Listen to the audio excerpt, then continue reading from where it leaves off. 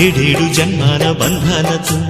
ఈనాడు నీడు పండించనా మరి తయారయ్యే ఉన్న వయ్యారంగా సయ్యత్తు ఒళ్ళోకి వాలంగా చూసుకొచ్చానమ్మా చూడు ఉత్సాహంగా చిన్నారి వన్నెల్ని ఏలంగా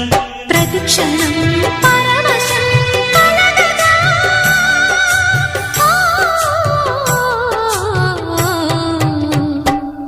మనసా పలకవే మధుమాసపు కోయిలవై చెలిమే